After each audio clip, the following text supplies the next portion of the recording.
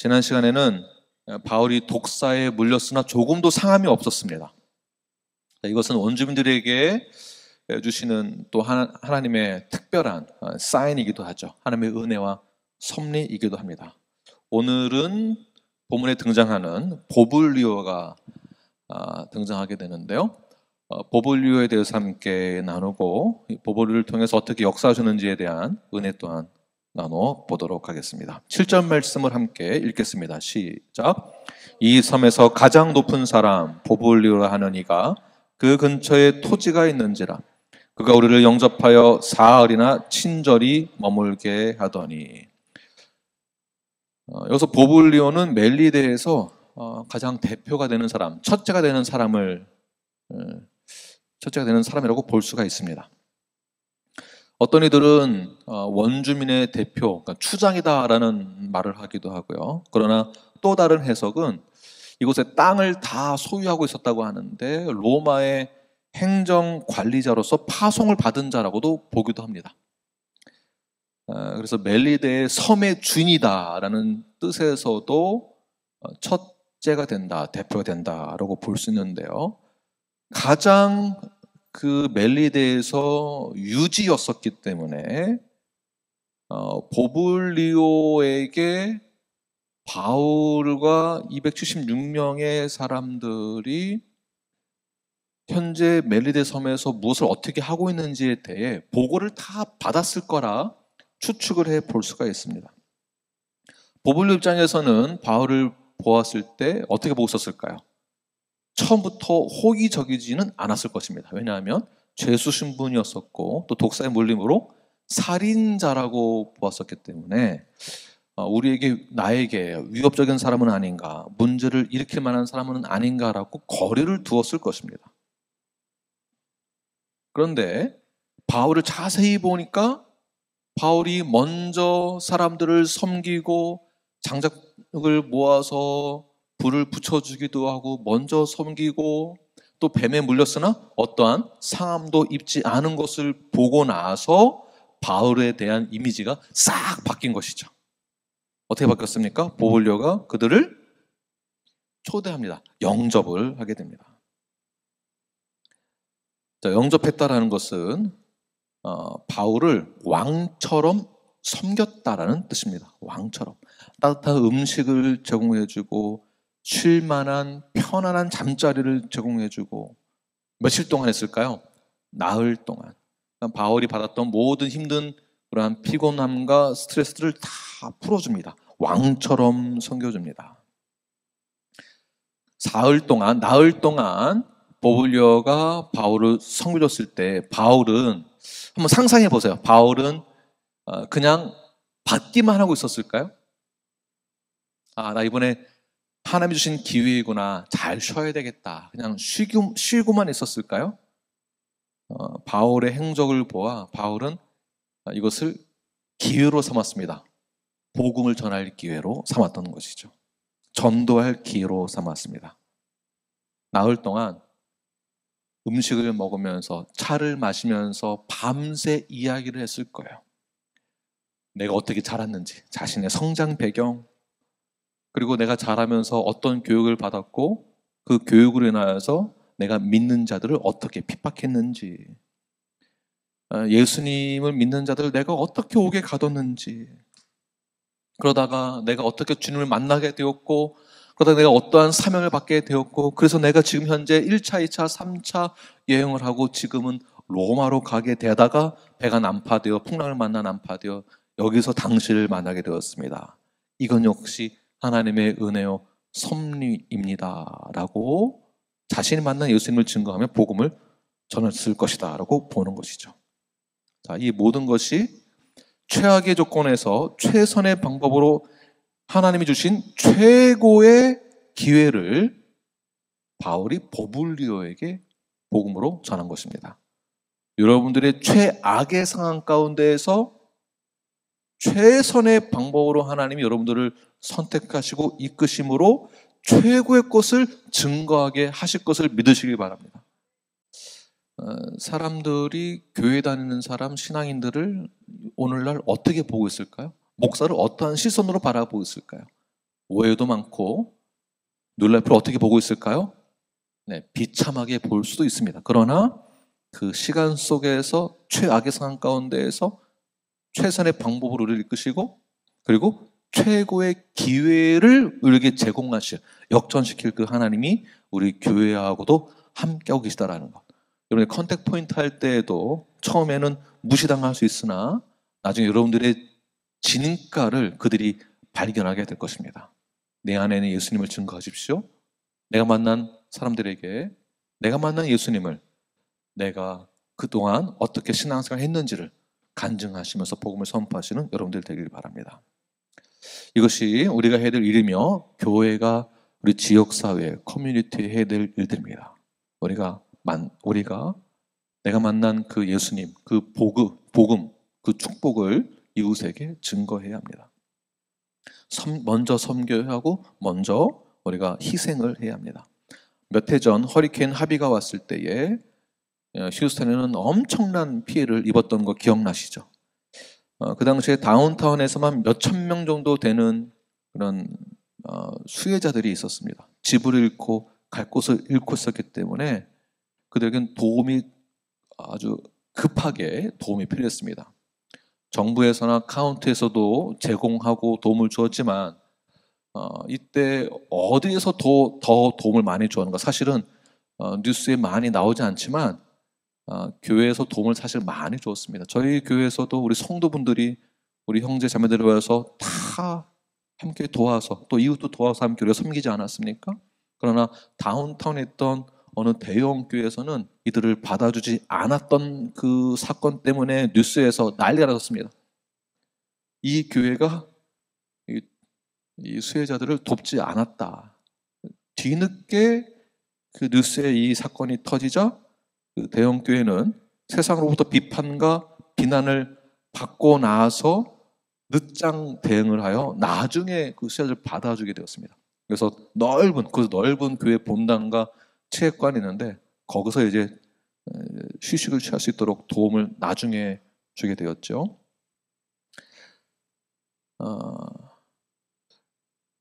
그 사건 때문에 교회가 당하는 그러한 비난이 얼마나 많은지 모릅니다. 돕는 교회들도 많았는데 그런 한 교회가 그렇게 하지 않았던 것 때문에 엄청난 비난을 받았습니다. 우리는 내가 받은 사랑을 이웃에게 반드시 나눠 주어야 할 권리를 가지고 있습니다. 이것을 권리라고 말하기도 하고 또는 특권이라고도 합니다. 내가 받은 사랑을 이웃에게 어떻게 된다고요? 나눠주는 것이 우리의 권리이고 특권입니다. 이것이 우리의 영성에도 속한 것이며 성숙한 자녀들이 해야 될 일들입니다. 미국의 처음 땡스기빙의 유래를 여러분 다 잘 아실 것입니다. 영국의 종교 박해를 피해서 필그림들이 메이플라워를 타고 종교의 자유를 찾아 미국에 도착하게 됩니다. 미국의 원주민들 중에 위협적이고 배타적인 무리들의 공격들이 있었습니다. 그러나 그 중에서도 패투셋이라는 원주민들이 우호적으로 그들에게 정착할 수 있도록 이제 옥수수 심는 법, 농작하는 것, 감자 심고 키우는 것, 기타 등등을 알려주고 도움을 주게 됩니다.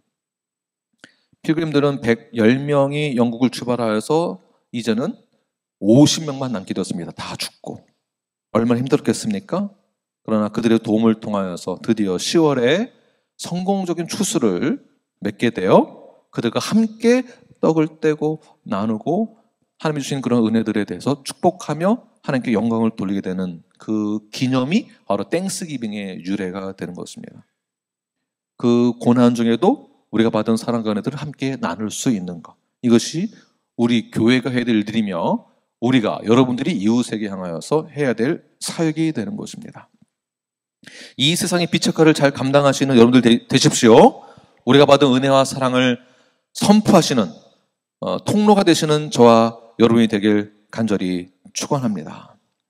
바로 이러한 사역들을 사도 바울이 한 것입니다. 그냥 예수 믿어서 말만 하는 것이 아니라 먼저 섬기고 또 복음을 전하고 그들에게 본이 되어지고 역경을 이겨내는 그러한 바울의 모습을 통해서 보블리오에게 깊은 영감을 주게 되고, 또한 그래서 보블리오가 바울과 일행들을 영접하게 되는 것이죠.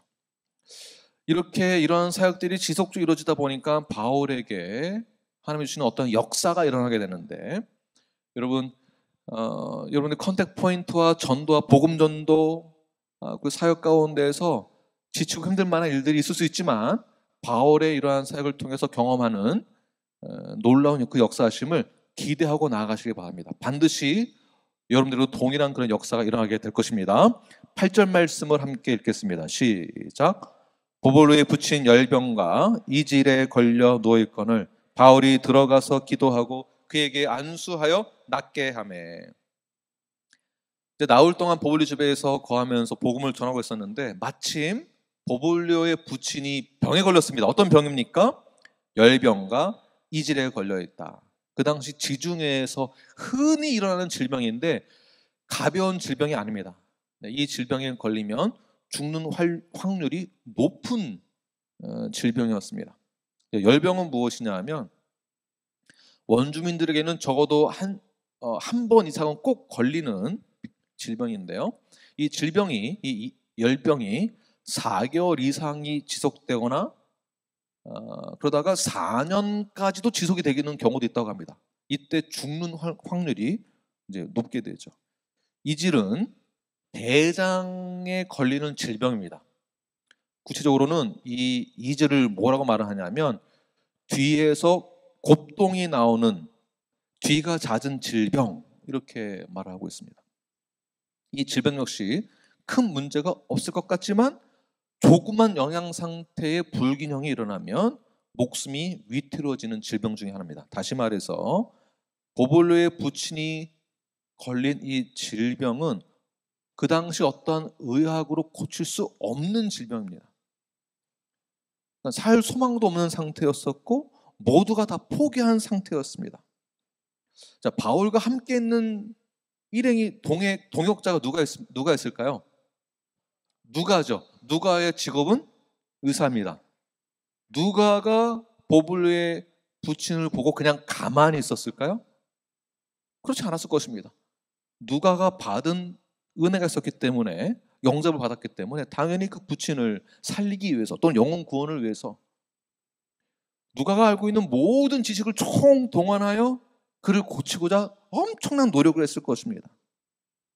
또는 보블리오 자체가 그 당시 유지였었기 때문에 그 지역에 있는 의사나 사람 다 불러서 아버지를 고치려고 하지 않았겠습니까? 또는 그가 섬기고 있는 이방신에게 헌금도 하고 기도도 하고, 아버지를 고칠 수 있다면 쓸 수 있는 모든 방법을 다 동원하여서 고치기 위해 노력을 했을 것입니다. 그런데 그 어떠한 방법으로도, 그 어떠한 무엇으로도 고칠 수 없었다라는 것이, 이것이 포인트입니다. 누구의 방법으로도, 누구의 힘으로도, 누구의 능으로도 할 수 없는 것을 유일하신 한 분만이 할 수 있다는 것이죠. 유일하신, 우리를 창조하신, 우리의 모든 삶의 주인 되시는 그 하나님께서 바울의 손을 통하여 고치시는데, 어떻게 바울을 들어 세우시는가? 오직 보블리오의 부친의 병을 고칠 수 있었던 것은 누가도 아니고 의학 기술도 아니었으며 바울의 기도와 안수뿐이었다라고 오늘 본문에서 말하는 것이죠.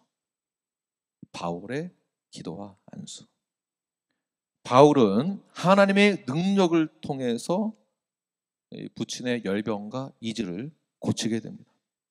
또는 하나님의 방법이 바로 이런 식이다라는 것이에요. 하나님이 자신을 계시하시는 것, 나타내시는 방법 중에 하나가 이렇게도 계시하실 수 있으시다라는 것입니다.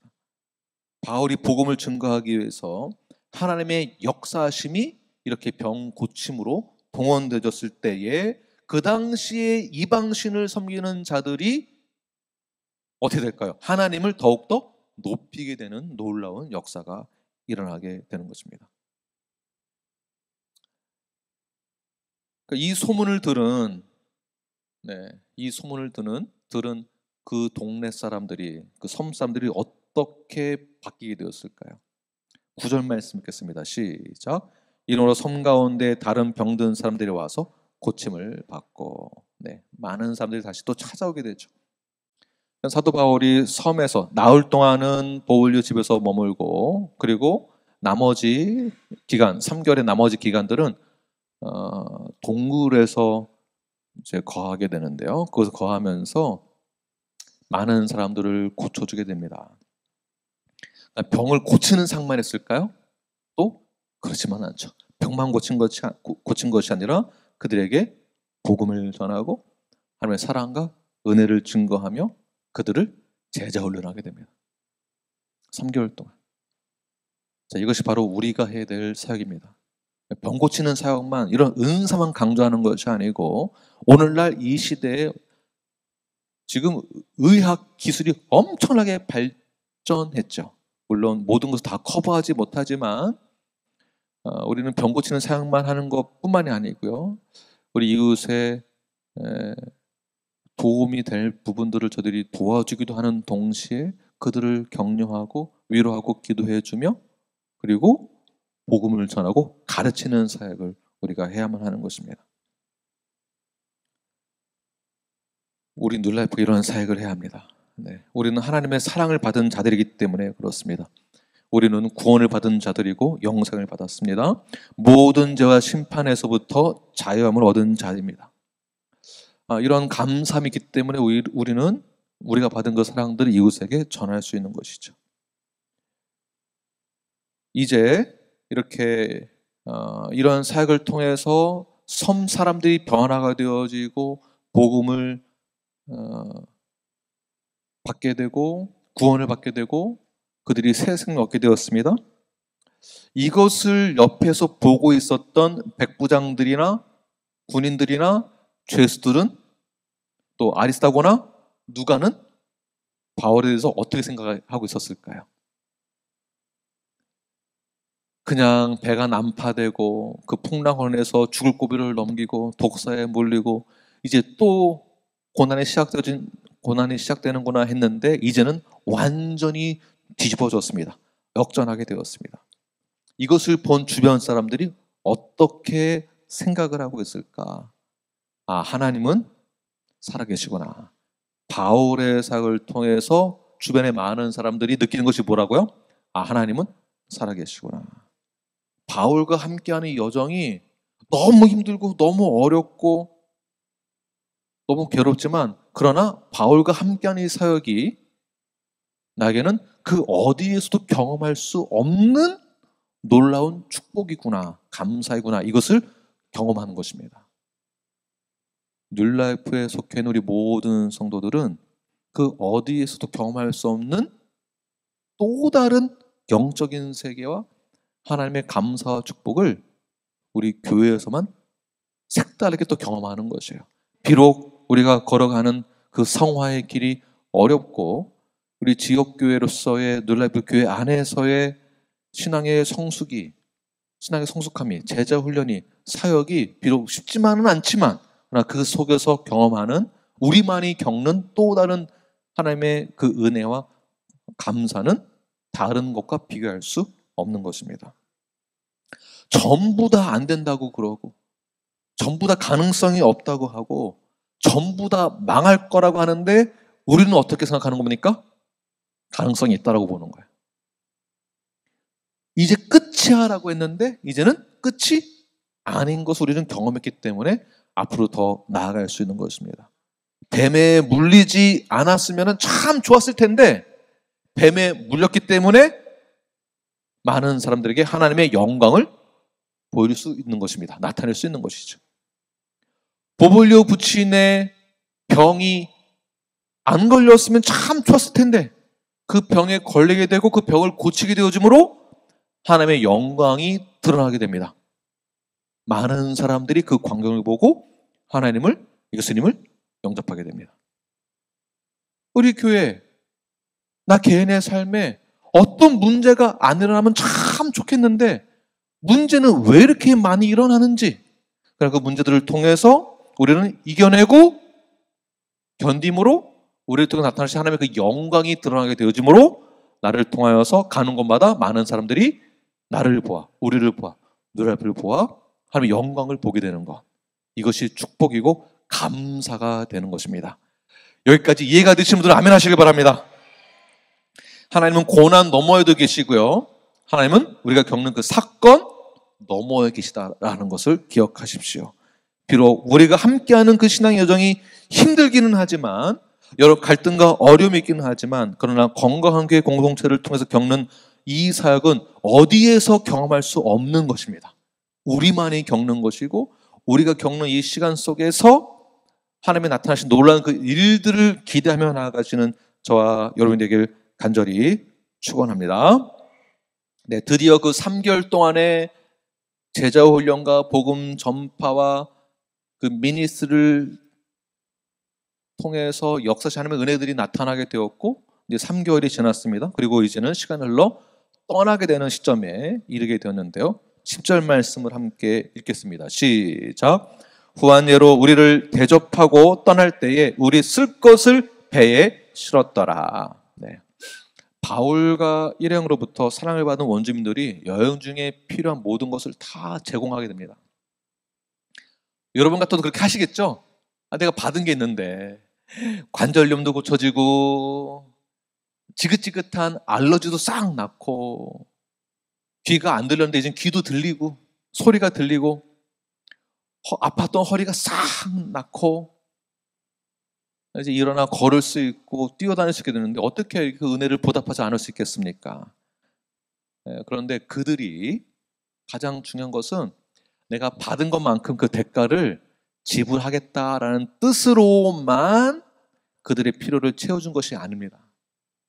궁극적으로는 무엇에 대해서 대가를 지불한 것이냐면 내가 받은 은혜와 사랑, 구원, 그 복음 때문에, 구원받은 그 사실 때문에 그 은혜에 감사하여서 하나님께 드리는 것을 바울을 통해 전하게 되는 것이에요.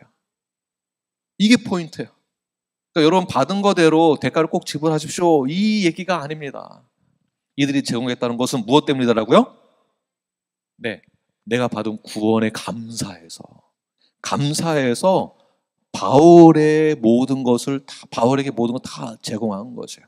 자, 바울이 이것을 다 받았습니다. 그럼 바울이 로마로 가는 길에 필요한 음식, 옷, 가지가지 다 이제 제공받아서 로마로 가게 되죠. 로마로 간다라는 뜻 자체가 무엇일까요? 로마로 간다는 것 자체가 무슨 뜻이냐면 사역을 하러 가는 거잖아요. 복음을 전하러 가는 것입니다. 자, 그렇다면 원주민들이 제공한 필요한 것을 채워줬다라는 것은 바울의 개인에게만 쓰라고 준 것이 아니라 무슨 뜻일까요? 바울에게 필요한, 사역에 필요한, 하나님의 나라를 위해 사용되는 모든 것에 필요한 것을 제공했다라는 것과 같은 것이에요. 그러니까 이들만 그렇게 생각을 하고 필요한 것을 제공한 것이 아니라 바울도 그렇게 생각을 하고 받아서 사역에 필요한 곳에 사용을 했다는 것입니다. 그러니까 한쪽만 그렇게 생각한 것이 아니고 바울도 동일하게. 바울은 가는 곳마다 복음을 전했고 예수님을 영접시켰으며 병든 자들 고쳐주기도 하고 귀신 들린 자들이 떠나기도 하고 그들의 모든 필요를 채워주기도 했습니다. 그것만 한 것이 아니라 그들의 영혼을 위해서 생명을 전하고 생명을 구원하는 그러한 귀한 사역을 하게 된 것이죠. 이것이 교회가 하는 사역입니다. 교회가. 사도 바울이 그러한 사역을 했기 때문에 이런 권위가 생긴 것이고 그 권위에 의해서 그 사역을 하게 된 것입니다. 돕는 사람들이 생기게 되어지고요. 다시 말해서 사도 바울 혼자서 감당하는 것이 아니라 돕는 사역이 같이 있어야만, 수평과 수직적인 사역이 연결되어야만 이 모든 하나님의 나라를 세우는 사역이 가능하다라는 것입니다. 그냥 목사가 자격증 받듯이 목사가 되었다라고 해서 권위가 그냥 세워지는 것도 아니고요.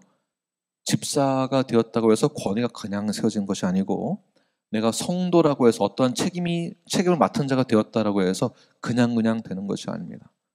바울과 같은 사역을 성실하게 감당했을 때에, 본이 되어졌을 때에 하나님의 능력이 흘러가게 되는 것이고, 하나님의 능력이 흘러가는 곳에 돕는 사역들이 생기게 되는 것입니다. 그리고 그러한 사역들을 통해서 멜리데 섬이 복음화 되었던 것처럼 이제는 로마로 가게 되어서 로마에도 동일하게 복음이 증거되어지는 것입니다. 이러한 바울의 사역을 통해서 멜리데 섬은 어떻게 되었는가? 멜리데의 가장 큰 항구 발레타시 언덕에 보게 되면 가면 멜리데가 오늘날 섬 이름 기억나십니까? 몰타거든요. 나중에 우리 기회가 된다면 성도들과 함께 우리 사도 바울의 전도 여행 이 지역을 한번 다 탐방하면 참 좋겠습니다. 이 몰타에 가게 되면 발레타시 언덕에 보블리오를 기념하는 기념교회가 나중에 이제 세워지게 됩니다. 그곳에 가면 보블리오 동상도 볼 수 있게 되는데요. 자, 이 말은 보블리오가 이 교회의 감독이 되었고 870년 이슬람 교도들에 의해 정복되어지기 전까지 보볼리오가 처음 교회를 세워서 이 몰타가 기독교 국가로서 섬으로서 870년 동안 이어졌다는 것을 볼 수가 있습니다. 기독교 국가로서 멜리데 섬 자체가 복음화되었고 서방에서는 제일 처음으로 기독교 국가가 된 것입니다. 제일 처음으로. 자, 이것이 어떻게 가능하게 됐을까요? 바울의 한 사람의 섬김과 복음 전파와 제자 훈련 사역과 그의 미니스를 통해서 가능하게 된 것입니다. 또한 바울이 처음 도착한 그 해안, 배가 난파되어서 처음 도착한 그 해안에 동상이 세워지게 되고요. 그리고 또 교회도 세워집니다. 교회도 바울 기념교회가 세워지게 되고, 또 바울이 머물렀던 그 동굴도 현재 보존이 되어 있고요. 그곳에서 병자들을 치유하고 가르쳤던 그런 행적들을 찾아볼 수가 있습니다. 이렇게 하나님의 섭리와 계획은 우리의 생각으로는 도저히 이해할 수 없는 방법으로 전개되어집니다. 바울이 이것을 떠날 때 많은 사람들이 그 은혜에 감사하는 그 마음으로 내가 육신의 모든 치유를 받은 것에 대한 감사도 있지만 내가 받은 영적인 구원, 영적으로 구원받은 그 사실에 대해서 감사함으로 그의 쓸 것을 다 제공하고, 그리고 그들 또한 복음 전파 사역에 동참하게 되었다라는 것. 이것을 보면 바울이 어떻게 사역을 했고 그 받은 것을 어떻게 이해했는지를 성경을 보아할 수 있습니다.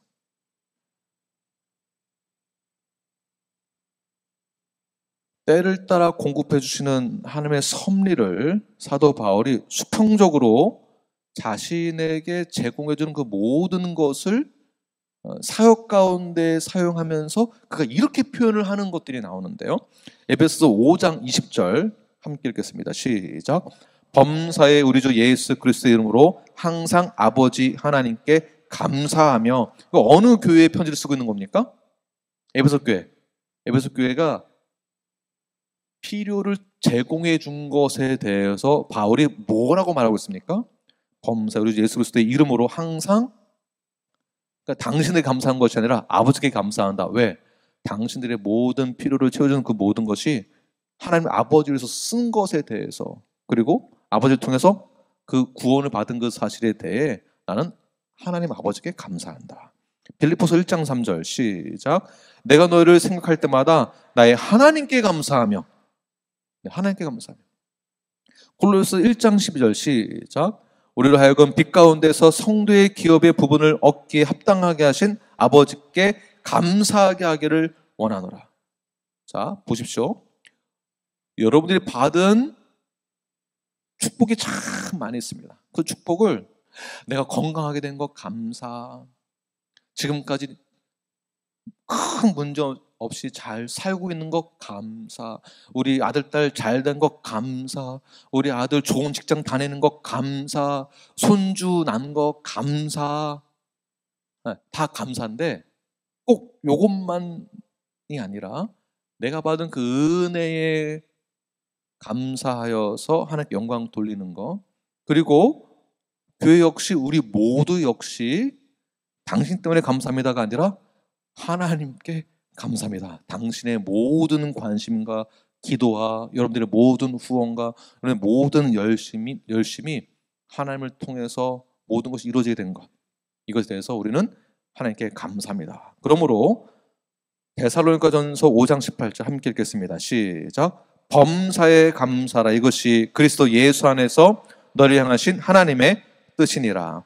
범사에 감사한다는 것은 감사할 만한 일이 있을 때 감사하라는 뜻이 아니라 감사하라는 그 정신, 사고, 가치관이 있어야 된다. 그러니까 감사하지 못할 상황 가운데서도 더 넓게 보고 깊이 보아서 감사할 제목을 찾아내라가 아니라 우리에게 주어진 모든 상황이 뱀의 독사에 몰리고 배가 난파되고 풍랑이 일어나는데도 그 속에서 역사실 하나님의 그 은혜에 대해 감사하는데 우리가 모든 것을 다 잃었다 할지라도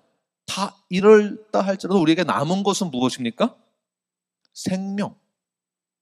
재산 다 잃고 건강 잃었어도 우리에게 남은 건 무엇입니까?